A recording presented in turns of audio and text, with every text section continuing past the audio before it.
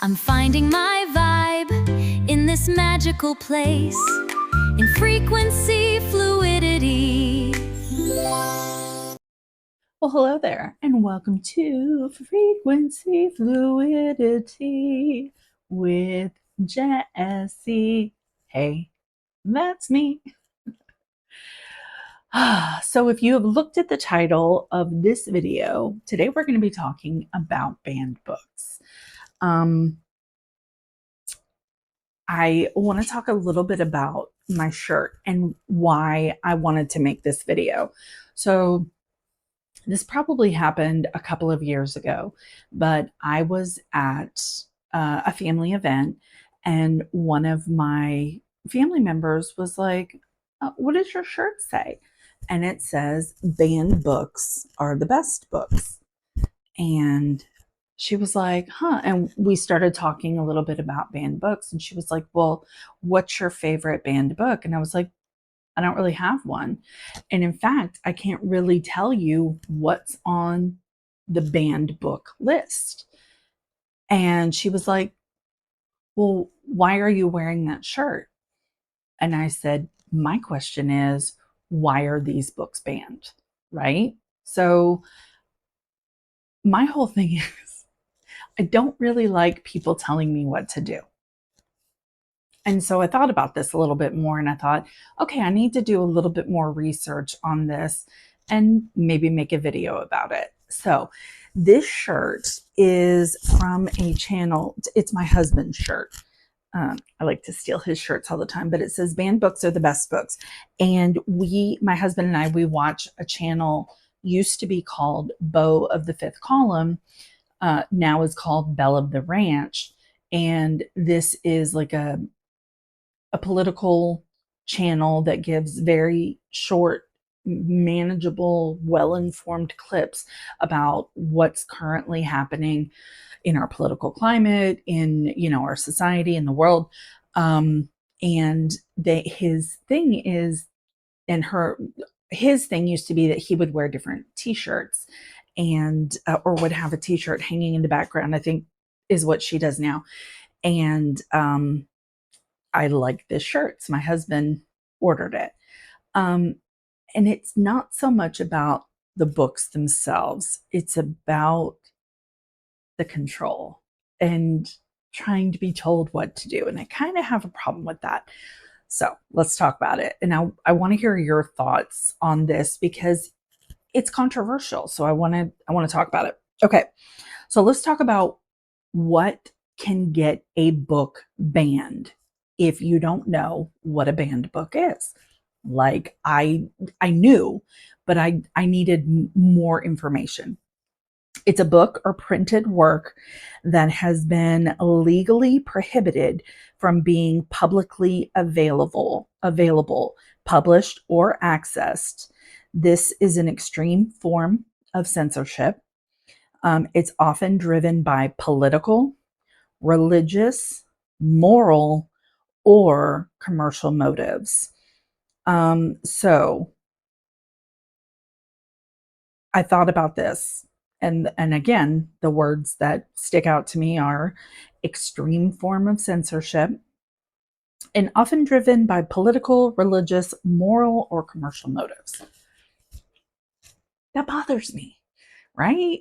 That bothers me. So I want to talk about some personal experience that I had with a banned book. And then I want to talk about a book that's in these specific categories and why they might be important. So the first one I want to talk about contains explicitly sexual content. This was a book called, Then Again, Maybe I Won't, by Judy Blume. I was a voracious reader. When I was younger. And I remember, so each summer I would go and I would visit my family in Ohio, and my maternal grandmother was very religious, very religious. She sang in the choir, man. You know what I'm saying? And she would take me to the library when I was there. But this time I had gone with my other grandma who didn't monitor me as much. And I had gotten this book because, mind you, the content that was in this book were not conversations that I was having in real life. And whether or not you agree with that, and like I said, I think that parents should be the ones to discuss sex with their children. Nobody was discussing it with me. And so to get a book that had explicit information about a character that was my age, that was male, and about what was going on inside of his head and his, sexual awakenings and desires that were happening then was extremely eye-opening for me. But I remember that my grandma saw the cover. It's not horrible, but she got curious and she opened the book and she lost her shit. She was like, "This is disgusting. It's nasty. Why would you can't be reading this, And I look back on the book and I think about what are the things that I learned from the book. So, yeah, there were parts that I went back and read over and over again. But there were also things that I really got from the book that were broader perspective. For example, the main character going from one social class to another and how he dealt with that struggle to find like who he really was in that moment. The moment with the change in the shake. I'm not going to spoil it for you, but like that was an impactful scene. And it was probably just as impactful for me as it was for the main character in the book. And again, these weren't conversations that I was having that made me think. And this book made me think. It made me think outside of the box. It provided me with a perspective that I didn't have.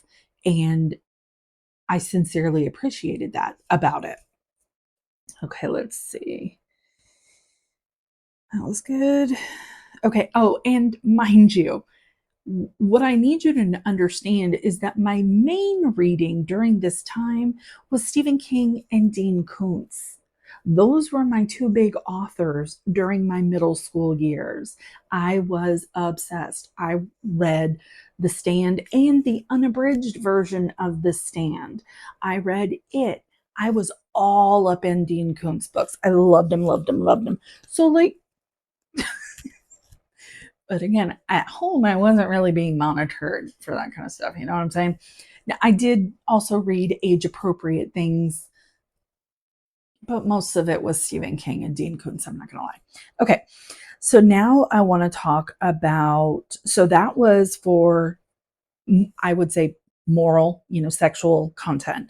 I want to talk about another one that addresses LGBTQ plus A plus issues. And that is a book called Lawn Boy by Jonathan Evison.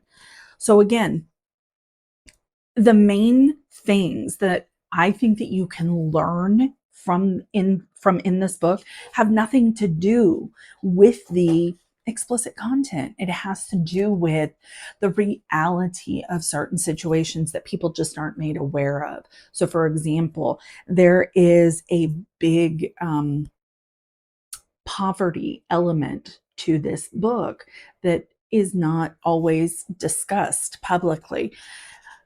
The reality of what you have versus your dreams. I mean, I think that that's something we all grapple with, but I don't know if we all recognize how much of a bigger, just like we all have dreams, like everybody has dreams, and the things in real life that prevent us from chasing those dreams is really tough, and it's a tough thing to read about, but it's important to know. It's important to be aware. You know what I'm saying? Okay, his identity and sexuality. To me, this is really just about finding out who you are, finding your voice. Um, I think that people are just people, and that people go through things and they discover who they are. I'm still discovering who I am. So self-discovery happens. This is not controversial. And sometimes it doesn't occur in awesome manners because we learn from each encounter. You know what I'm saying? Profanity. I am an awesome individual, but I will be straight up honest with you. We were listening to Papa Roach. I was listening to Buck Cherry. I was listening to a lot of music that probably would not be deemed appropriate in my minivan with 6 kids rocking. So I have a hard time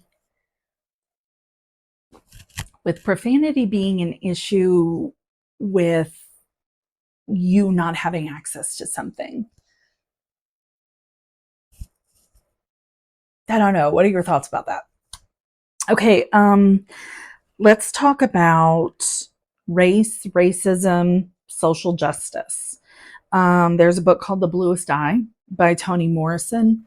And I will tell you, I have tried to read some Toni Morrison. I've also tried to read some Maya Angelou. It's tough. And as I was preparing for this video and I was talking to my husband about it, he's the one who really reminded me, because when I married into a Black family, I really wanted to do more reading of Black artists, and especially stories of trauma, and adversity and how we overcome. Like, I find those stories so fascinating, but the language in there was very triggering, and I had to put it down. Just because it's not meant for me doesn't mean it's not going to help someone else. There's a book behind me. Where is it? It's called The Body Keeps the Score. This book was triggering to me when I first started, and became the most important book that I read during my healing journey. Sometimes triggering can get you to a place that you've been blind to. And if you're mentally healthy enough to consume that material and gain from it a new perspective, an understanding of the horrors that we can go through as humans, then who am I to say that this book will not be life-changing for someone else? That's not my job. You know what I'm saying? So, but when I was looking at the themes of this book, we can all understand these themes. But some of the things that it's been, criticized for is internalized racism, the damage of self-hatred. Well, shit. I mean, critique of how the Black community can fail to protect or turn on one another. I can tell you that it doesn't just happen in Black communities.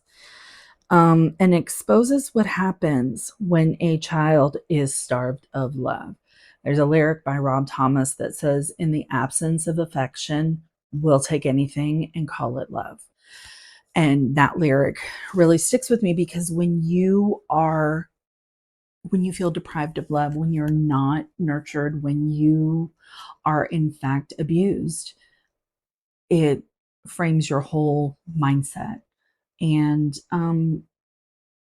books that address these deep topics should not be banned. They should be available for the people who want to consume them. Okay. So now let's talk about one that deals with religious and political issues. This book I do definitely remember Animal Farm. And some of the, as I was looking back through like a synopsis of the book, the cycle that is shown in this book is scary as fuck and also true. And again, awareness about these things. Like if we ban them, who's having these conversations? Who's having these conversations? Art is subjective. Writing is subjective. Music. These are ways that people express things that they are feeling and dealing with, things that they see in society. And I just don't feel like it's anybody's responsibility to ban that. Okay. So, this is a basic synopsis of the book and the crazy cycle. So, they're on a farm and the animals aren't being treated equally. And so they have a rebellion. Their rebellion is, we want to be equal. Okay. So then they made commandments. And the number one commandment is all animals are equals, right? So then there becomes a little power struggle because people start to get a little power hungry, right? So then there's and that power hungriness starts to win. So now we get into that greed and that power, the unequal rules, the control. Then we get a knife in the back and it alters the whole community. And now pigs can't be told from men. So it's like the lower class gets power. There's a power struggle that ensues because fucking, of course, we can't just get along. That's why we can't have nice things. Greed and power come into play. And when the pigs are not equal any longer. I mean, I'm sorry, the pigs are the only ones now who are walking on 2 feet, looking like humans, acting like humans. It's a reflection of the society, right? Why is this banned? Why is this controversial? It's brilliant. Who sat down and thought this up? This author, right? It's brilliant. Like, I don't understand. Okay, so also, let's just talk about music for a minute. I grew up in the time of freaks of the industry. Like, you know what I'm saying? I just don't get it. Okay. So as I was making this video, there were two specific thoughts that kept, or two specific books that like I couldn't justify why not to ban them until I really started thinking about them. The first one is Mein Kampf, dealing with white supremacy. And the second one is any kind of, I've done a lot of research on essay and grooming and things like that. And there are manuals for how to do these things. There are manual, people have written this down. So when I think about, right, when I talk about artistic creativity, people can also use this for things that you can't justify, right? Okay, so here's my thought on that, and you tell me yours. How are we going to know what they're thinking? We can't um, we can't prevent it from happening. Things are going to be distributed, even if they're not published. People are going to find a way to make it happen. But if people who are willing to protect those people can read those and gain a better understanding about how these people think, then maybe they can combat it better. That's the only thought I can. What do you guys think about that? Because that was, I don't know, that was kind of hard for me. Okay, so let's talk about our literature link. First of all, any damn book you want to read. Period. End of story. Second of all, for me, was Then Again, Maybe I Won't by Judy Blume. For our littles, I want to talk about Loud Mouse, how a little mouse found her big voice. And this is written by Kara Menzel and Idena Menzel, and it's illustrated by Jacqueline Sinquet. This is about a little mouse with big voice. And she uses the big voice, and she feels amazing when she uses the big voice. But then she kind of gets scared because she's used her big voice, and now everybody's expecting this of her. But then some people think she might be too loud. And so she starts like monitoring herself. And then the people around her are like, you're not acting like yourself. And then at the end, she expresses herself in a big, big way. And I look at these animals and I think about Animal Farm, and I think about the difference in the contrast, right? But also it's about letting our children know that it's okay to express themselves in healthy ways, right? This is beautiful. This is big and beautiful. And I don't want to censor somebody by telling them they're too loud or too much or not enough, or you don't look a certain way. So blah, blah, blah. We're just human beings, man. It drives me insane. Okay. So now my lyrical link comes from the Foo Fighters. Pretender. What if I say I'm not like the others? What if I say I'm not just another one of your plays? You're the pretender. What if I say I will never surrender? Man, fuck you. Who are you to tell us what to do? So who are you? Yeah, who are you? Yeah, who are you? You have the right to read what you want. Okay, well, those are my thoughts for today on banned books. Don't forget to like, subscribe, and leave your comments below. I really want to know, what are your thoughts about this? And until next time, never forget that you have the courage to be brave and the ability to heal. Peace.